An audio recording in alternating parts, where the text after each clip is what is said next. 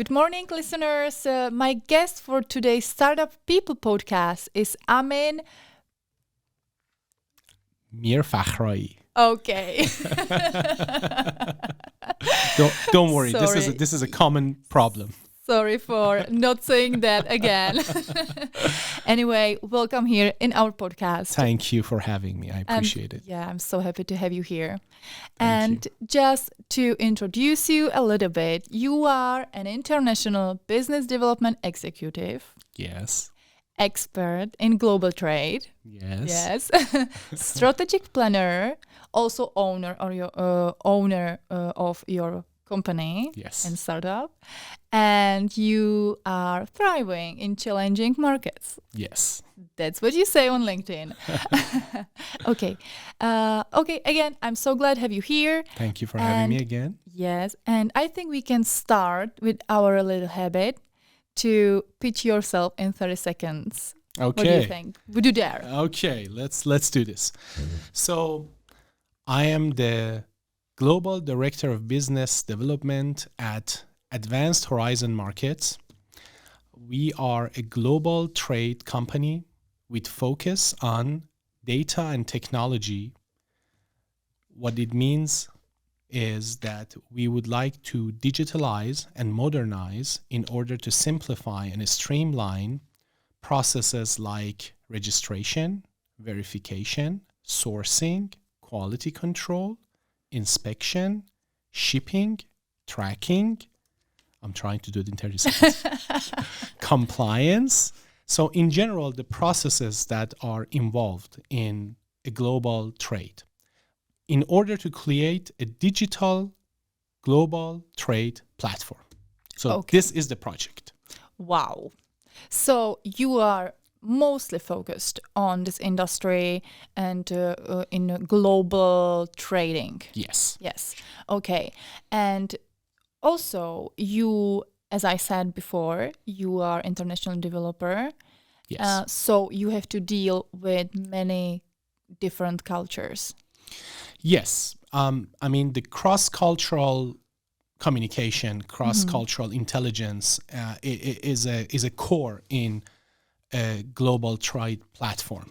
You need to be familiar with different cultures in the sense that you do need to trade with them, you do need to negotiate with them, and different cultures are prone to different issues or scenarios. So that's a very important thing. But let's go. Maybe we will go back to here later. Sure. But for now, I would like to discuss or hear about from you about your company, about what actually brings you to this field and to your own company. So again, it goes back to when I was much younger. I'm coming from a multicultural family. I am born and raised in Iran, and then I moved to United States, Washington, D.C. area, and I worked there. And through the course of my journey, I got exposed to different cultures. I got exposed to different traditions and different ways of doing business. And I think that's where I start developing a taste for global trade. I started my career in hospitality industry, and then I moved to retail. Moving to retail, I worked with Spar. It's the biggest voluntary retail company in the world. With, I guess today they are present in 50 or 51 countries with almost 14,000 stores all over the world. Yeah, that's true, because you can actually find it in every village. Yes. The funniest story is my friend used to send me sometimes, they say, hey, we are traveling on safari in Africa, and there is a little Spar store in this village. Or a friend of mine went to Australia, and he's like, there is nothing. There is a city here with maybe 5 buildings, a post office, and a Spar. I mean, you guys are everywhere. So yes, Spar has a huge in global presence, and that's one of the reasons I got really interested, because Spar has an interesting structure. Every country is almost independent, and they're all doing business under the umbrella of Spar brand. So interesting thing is, most of these countries are trading among each other, and they're helping each other with the products from different countries. That's why I start focusing on this field, because I could see the problems, I could see the difficulties of trading between different companies, different rules, different regulations, different currency values, different cultures. And I decided to work on a platform that could streamline and simplify these challenges and complexities. Okay. And that's where the idea of the global trade platform came from. How does the process of developing and launching new brand, or in this case, Spar, so how does the process work? I mean, you have a Spar in US. Also, you have a Spar in India. So, okay. So many, so different. Okay, so we don't have a Spar in US. Spar is not present in US. Okay. But we do have a Spar in India. No, yeah, we do have a Spar in India. Usually the brand is a Dutch brand. The center office is in Amsterdam. The people in different countries, the ones who are active in retail or distribution, approach Spar brand in Amsterdam, and they ask for basically the license to operate the brand in their country. Yeah, it works like a franchise. Yeah, franchise, yes. Yeah, franchise. Well, yeah, they call it a sub-licensing. Okay. But the first license is a country license. Mm-hmm. So the general license is being granted by Spar International to the qualified, basically partners. They're supposed to go through a process of being vetted and being evaluated. And if they pass that process, that involves different steps, the license will be granted to them to operate the Spar brand in their country. So usually they are already active in this field. So what they do, they already have a chain of supermarkets or a distribution operation, and they will convert it to Spar brand. Mm-hmm. But in case of the project that I was in charge, there were no infrastructure. There were no infrastructure, there were no prior experience, there were no prior operations, so we had to do it from scratch. So basically we went there, we had to get familiarized with the local rules and regulations. We had to get familiarized with the landscape of the retail industry in the country. And we did so. I remember I went there for the first time alone. I rented an office. I started hiring the new people. I started to gather a team. And I believe my biggest contribution to the project was putting together a team. Mm-hmm. That's always important. Yes, the right team. Never, ever I have seen a founder or the owner of a startup who could do everything by himself, or who is experienced or knowledgeable enough to do everything by himself. So one of the biggest roles of a founder is to choose the correct people and recruit the correct people, and then give them the infrastructure, give them the tools that they need. And usually the trust. Yes. Also. to achieve the company's targets and goals. Mm-hmm. So we did put together a local team, and that team grew to over 150 people in the course of 2.5-3 years. And then we branched out to a retail operation. We opened stores. We had a distribution operation, which included the warehouse, basically a logistic teams, fleet of trucks.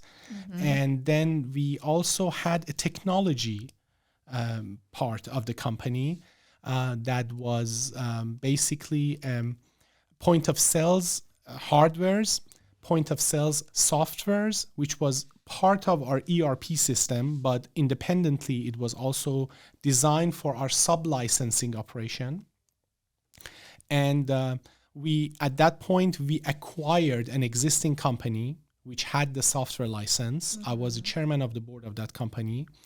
We acquired it, and the data that they had was actually what we needed to understand the needs and landscape of the industry. They were already serving more than 1,000 supermarkets. So the big data they were generating was so valuable for us. We could mine that data, and we could generate reports that help us choose the right hierarchy of SKUs and products to put in our supermarkets for our customers. That was one technology arm, and then we also started to develop local technology for the fields of retail. We didn't have anything locally, so we had to develop it. So we reached out to entrepreneurs, to universities, to tech-driven companies, and we basically asked them to help us developing solutions like self-checkout kiosks, like RFID solutions designed for retail and supermarket stores. And it was an interesting thing. A lot of young people basically came to help us in doing that. And then I figured out that people who are active in corporate life, in big companies, they need to help. It's not only is their social responsibility, but it's financially feasible to help these small startups coming up with solutions that they need. So they have it like a reference after that. Not only that, like yes, and they could be even part of. And they are involved. Yes. Part of that. These small startups, when they're growing with the help of these big companies, not only these startups will cater to the needs of that big companies, but that big companies could benefit from future expansion and future developments of these startups and their tech solutions. And that was the target. And I still believe in cities like Pilsen with such a huge business communities. I look around, Skoda is here, Siemens is here. Yeah. All these big companies are here, and they do have innovation departments. And I think, again, Pilsen could be a big opportunity for them to come and support innovation centers like yours and small startups, and not only ask them to provide solutions, but also be part of their journey, support them, and benefit from their expansion in future. Okay, yeah, I totally agree. I think the starting entrepreneurs and startups, they have to have the opportunity to be involved in, and that's why we are building here the community and the ecosystem. We would like to also connect students and beginning or starting entrepreneurs with the companies like that, like international companies like Skoda. So, talking about the innovation centers. We are innovation center here for sure, and TechTower is the brand new innovation center and technological world. And you have your experience with innovation centers. Yes. Can you share it with us? Yes. So we are living in a world of acceleration and disruption. And these are being developed, these are being happened by technology. Technology that is being made by entrepreneurs. When you're thinking about innovation centers, what comes in mind is Silicon Valley. decades after decades, company after company, Silicon Valley was the center and capital of technology in the world. So, but the time is changing. Technology hubs are being developed all over the world. We have now mega technology hubs in different parts of the world. And then there are emerging technology hubs like the one in Pilsen. They're coming on record number. But how we could make sure that they are successful? I have been studying different innovation centers and technology hubs. And we need to make sure to grow a successful innovation ecosystem at a very accelerated pace. But how? This is the important part, how we need to do that.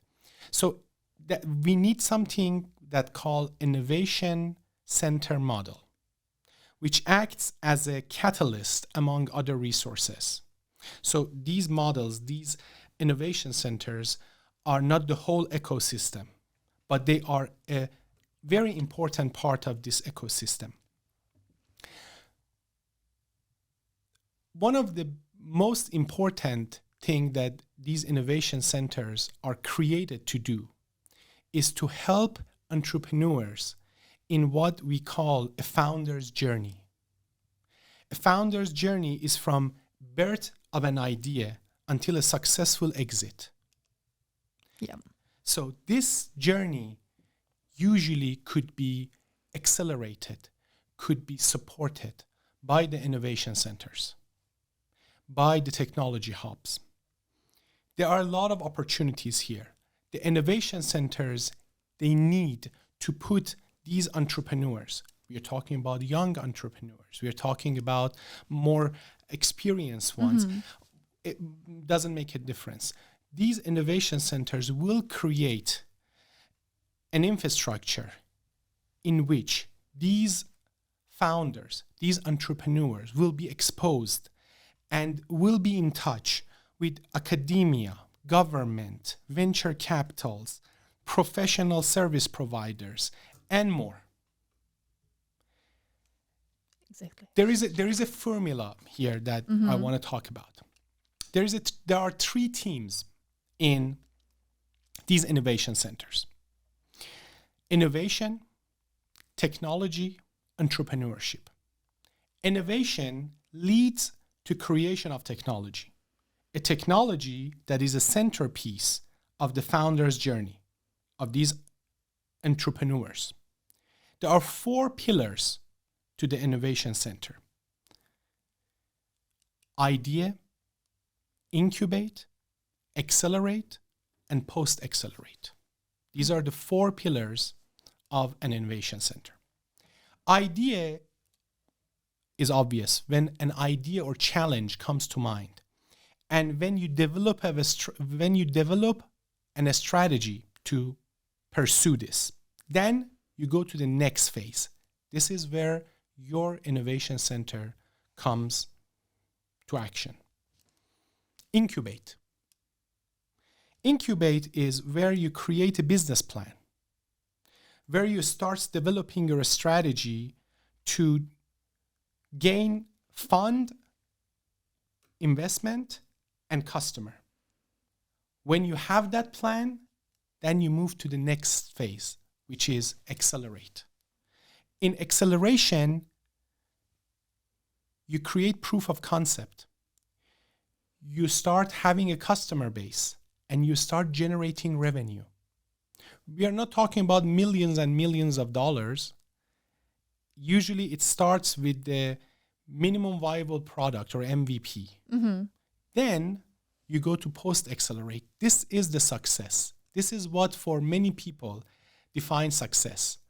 In post-acceleration, you get acquired, you merge, you go to IPO or global expansion. So this is a target of a lot of startups to get to this point. And with that 3 teams, this 4 pillar, now you have a formula. There are ways and outcomes that you could measure your success in relation to your team, to your innovation center, to your city or community, to your country, and to the world. These outcomes could be the breakthroughs that you created, the technology that you created, the company that you created, the pool of talent, skill pool that you created to serve your company, to serve the underlying situations that you created. So for a successful innovation center, in my experience and opinion, you need to create these teams, these pillars, and ultimately reach these outcomes. Mm-hmm. Yes, thank you. I will have to do it again and hear it again. I think many times more to fully understand, or I understand and totally agree with the 4 pillars. And I think everything what you said, we have it here. Like we have equipment to do it. We have the infrastructure and the building for sure. Yes. It's a very big building.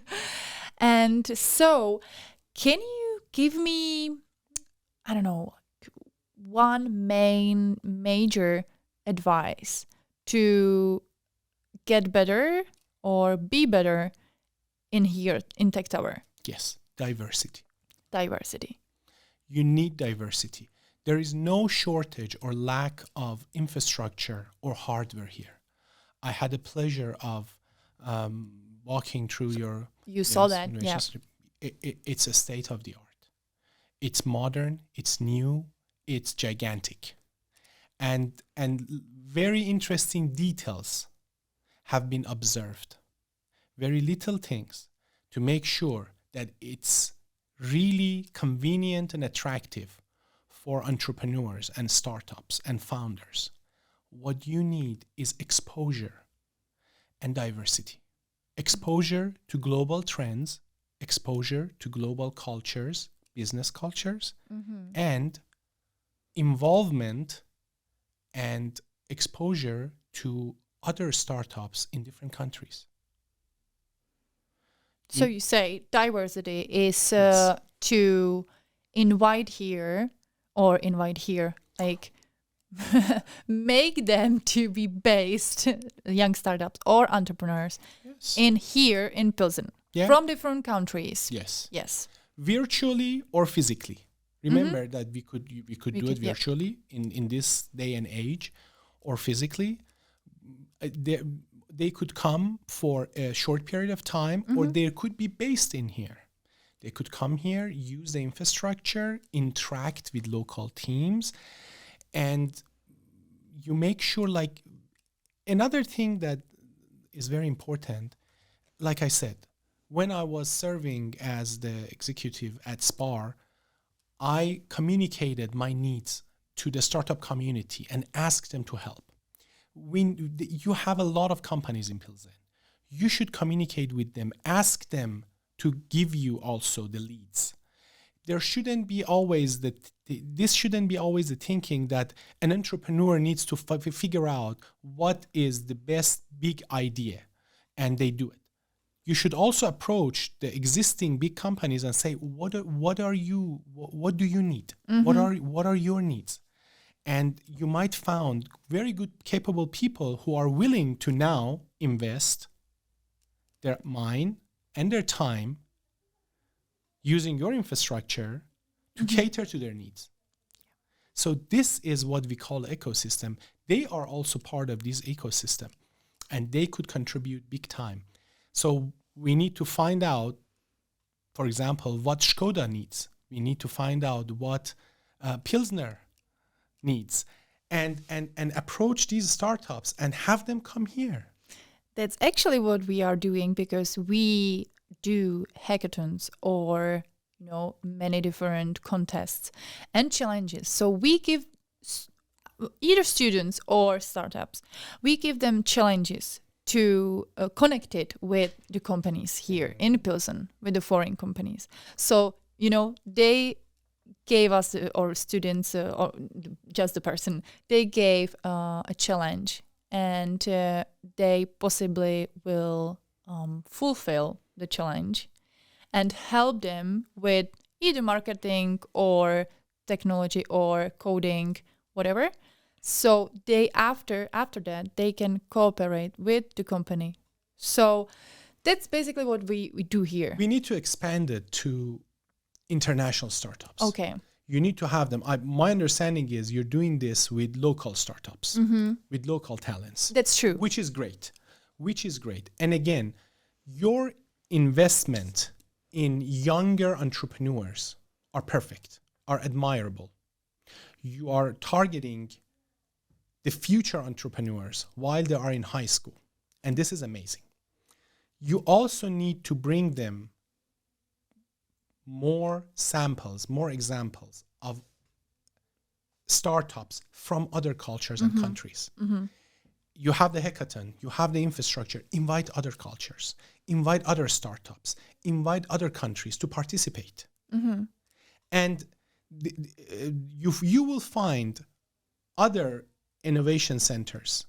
You will find other technology centers in other countries that you could communicate with and collaborate in order to achieve a common goal.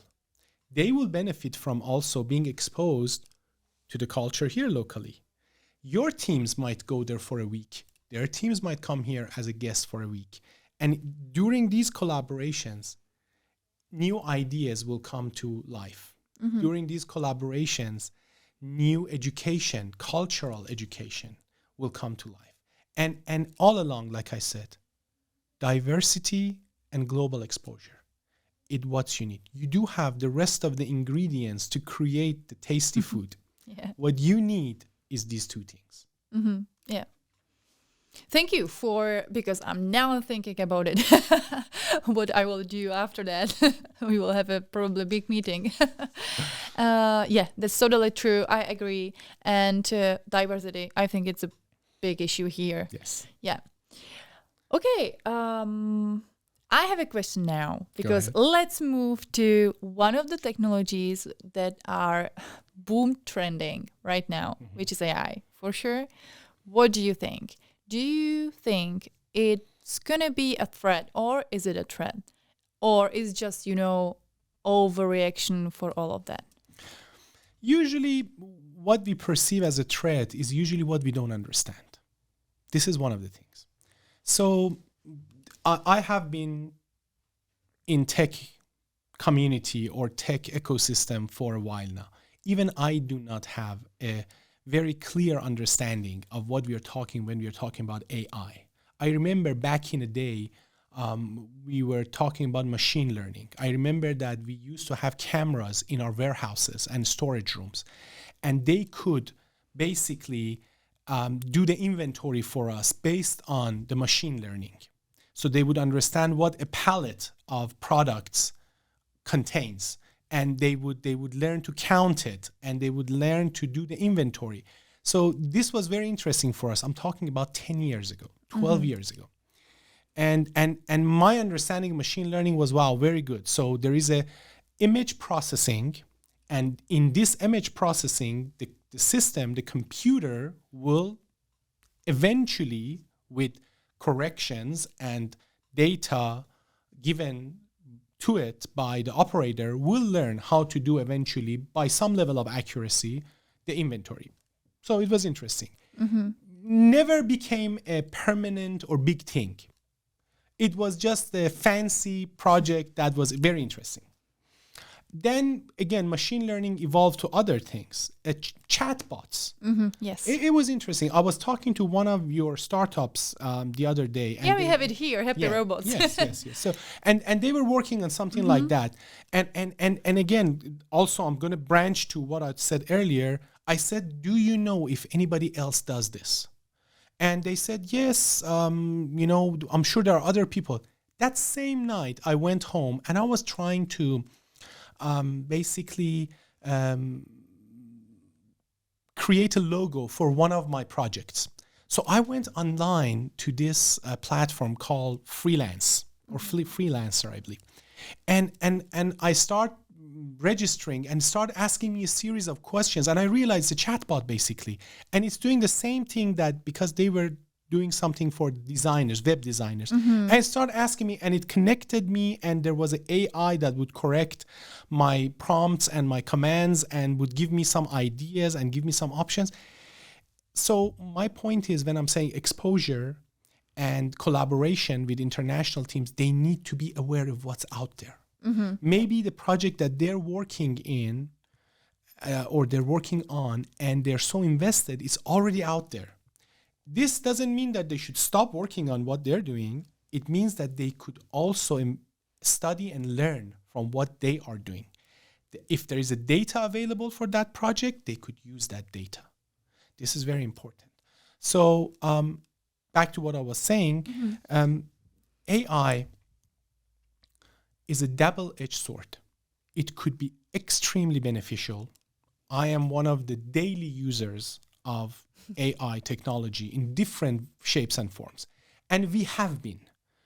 AI is not something new. We have been. Like I said, 12 years ago, I remember that we were using it in a form of machine learning. You are using it directly or indirectly every day. Sometimes you just don't even know. When you come to a parking lot and the door automatically opens, it's a machine learning things.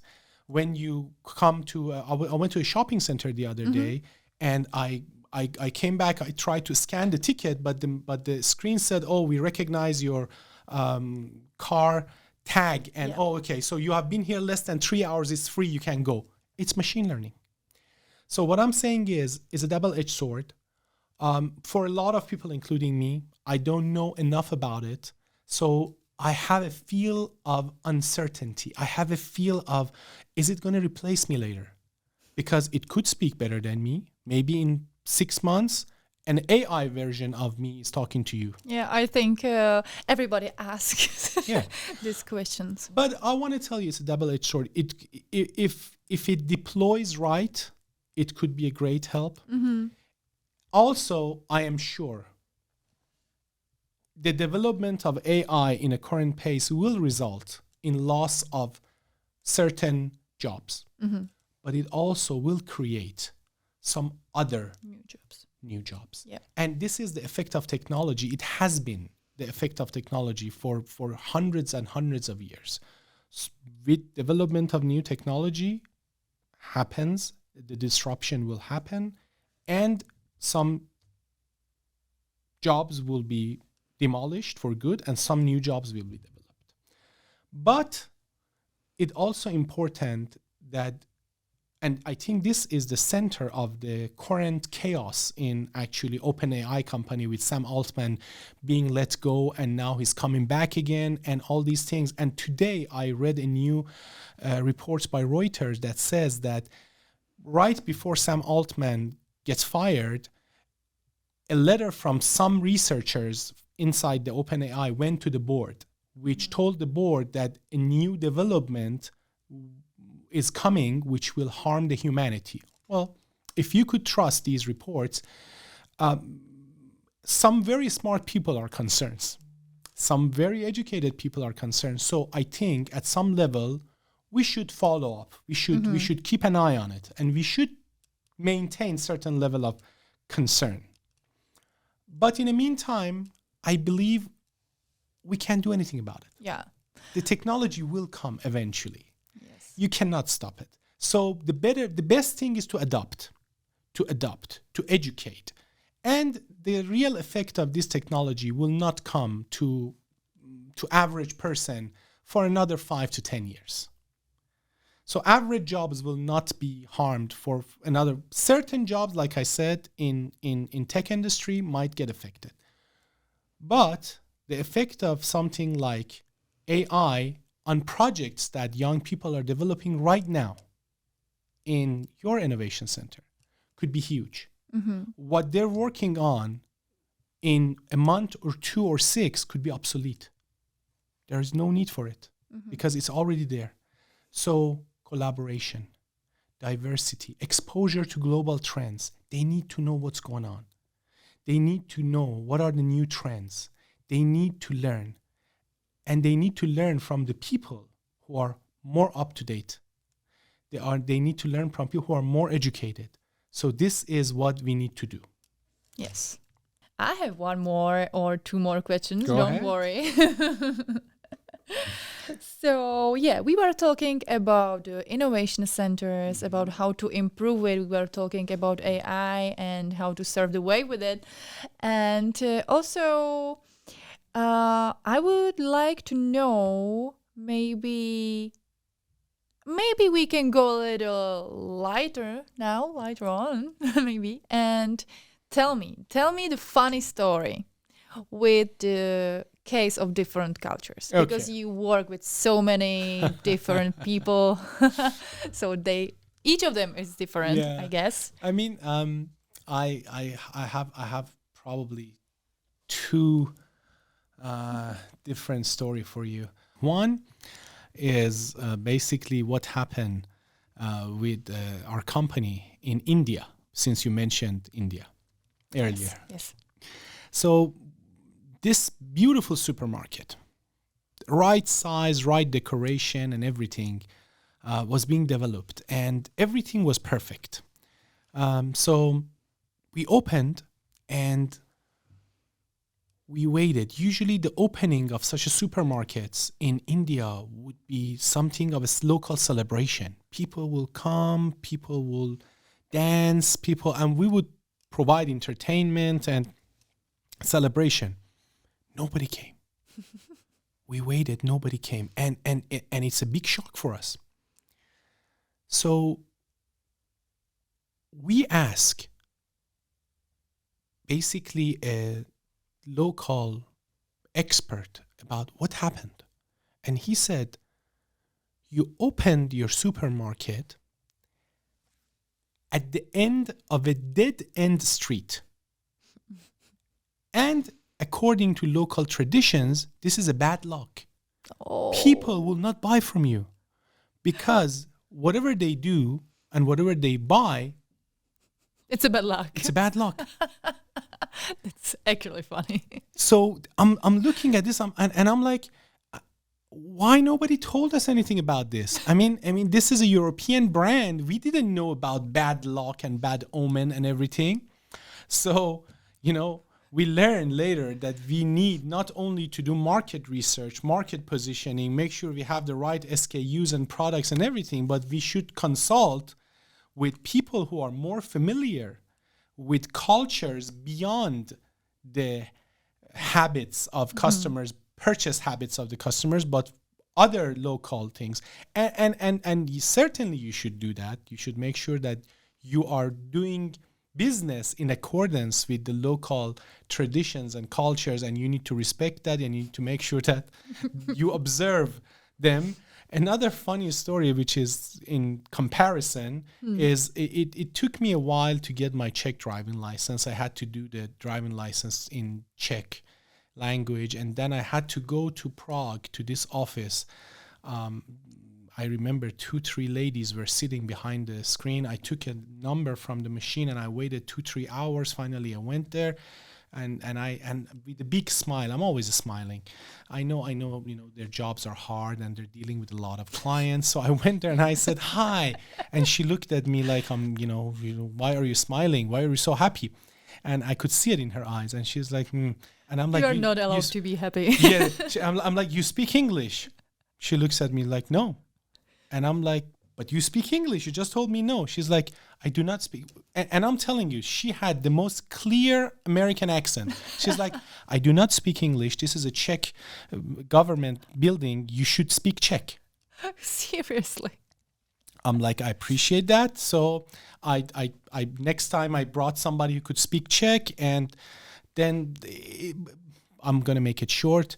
It took me 3-4 visits to be able to get my driving license. Forward to 3 weeks ago, I am starting my company in Muscat, Oman. The Sultanate of Oman is an interesting country in Middle East. It's famous for the people being very laid back, very relaxed, very hospitable, and very strong currency. Each rial of Oman is about 2.5 euro. So each rial of Oman is about 80 Czech crown. So very strong economy and famous for being politically very stable and culturally and religiously very tolerating. So I went there. I want to get my Omani driving license. I went to the office that they do that, Royal Omani Police, in charge of the driving license. I come and there is this officer there. They're all in uniform. They're all with big smile. He's like, "How are you doing?" And he comes and he basically puts his hand around me and takes me there. And I'm like, "What's going on? Why they are so happy?" So they took me. I said, "Well, okay, I'm here to know what do I need to do to get my Omani driving license." And he's like, "Do you have a driving license?" I said, "Yes." He has my Czech driving license. And he's like, "That's enough." I'm like, "What test do I need to do?" He's like, "Nothing. You don't need to. You look at me. Do you know how to drive?" I said, "Yes." He's like, "That's enough." Okay. And I'm like, "I don't need to do a test." He's like, "No, you don't need to do a test. I look at you. You seem to be a good driver." And I'm like, "You got it by looking at me?" He's like, "Yes." Did you? And he's like, Okay. "Okay, what do you need?" And he's like, "Do you want to drive trucks too?" I'm like, I'm not allowed. No, I'm like heavy machinery. I can put it here that you could drive heavy machinery. I'm like, "Well, don't I need to do a test at least for that?" He's like, "No, I look at you. You're a good person." Okay, now I'm very curious about the statistics of the injuries during the car accident. I'm telling you, the whole country is basically one big road. Okay. So I doubt you have. So you drive just straight. Yes, honestly I didn't see. No, I'm joking. They have the roads, but compared to here, the whole country is maybe 2.5-3 million, if not a little bit, maybe a little bit more. But what I'm saying is different between the attitude, difference between the culture. Like here, I had all the documents, and they made me go back and forth for maybe a month to get the documents, and then there. I just went there to ask. I didn't go there to change. I didn't think it's possible to do it at the same time. I entered. 20 minutes later, I had a driving license to operate heavy machinery. And the guy said, "You want me to change the name? Are you happy with your name?" I'm like, "You do change my name too here?" He's like, "If you want." That's funny. So they have, the culture is very different. Yes. I think neither way is totally fine. Compromise. We have to compromise. Yeah, Czech people are, they can be grumpy. Yes. They can do that very well. But sometimes you just, you can meet some good person here. Yeah, I mean, let me tell you something. The 4 or 5 times that I had to go there to get my driving license, I maintained my smile. It was something funny for me. I would go there and I'm like, "Okay, I have this document too." And she would like, "Well, you need this too. And you need," and I asked. It's like a treasure hunt. But yeah, and I ask other people, I'm like, "Have you been asked to provide these documents?" They're like, "No." I'm like, "I think she likes me. She likes me to go back and forth. She likes to see me with this big smile." And when I finally got my driving license, I went there again with the big box of chocolate. I said, "Listen, there is no business between us. I just want to say thank you, and I appreciate what you did." And she's like, "You know what? You are a very persistent man. You follow up. You don't give up." And I'm like, "Yeah, that's the attitude. You can't give up." So I think now I have a friend in that department. Anybody who's hearing this, if you need a driving license, come to me. I could introduce you to that nice lady there. That's a very funny story, actually. Yeah. Okay. Thank you for that, for sharing this experience. I think you have much more these experiences and funny stories. But I think our podcast is getting to the end slowly, but surely. Yeah. And it was a very nice talking to you. Same here. Same here. Enjoyed it. And I think it will be interesting for our listeners, for sure. And hopefully we'll speak again. Yes. And tell the new stories about the TechTower and new opportunities. Thank you so much. Thank you for giving me the time and opportunity. It was a pleasure, and I hope to talk to you soon. Okay. Thank you. And I'm very looking forward to next episode. Just stay with us. Bye.